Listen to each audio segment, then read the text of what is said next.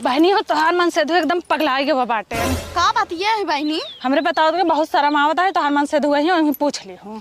ठीक है बहनी, तू जा घरे, आवत उनका नदी गाड़ू तब खबर ले हम। चला जा ठीक तू। है। भाऊजी के बहुत डंडा उंडा लग बैठी हो तू।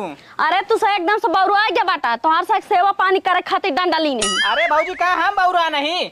अरे तू नहीं बौरुआ ना, तोहार भैया बौरुआन बा। हाँ तो नहीं मारू पीटू, हम जिन मारू ठीक है। तो हाँ हट जाना। हाँ हे रुआ का हुआ है? कहो एकदम से तू बौरुआ गया है। का बतिया है? अरे मोखन बहु आए रही ना, कहत रही कैसे काम काई देना हमारे बताओ शर्म आवता। ऐसे कौन काम काई दे रहा है जौन बताओ शर्म आवता। अरे हम कुछ ना के है बाटी है। बतावा ता कि नटाई मुहरी। अरे हुरा जिन जानता हुआ उनके बहनी जात रही नहीं, वो एक चुम्मा ले ले, बस ये बात है।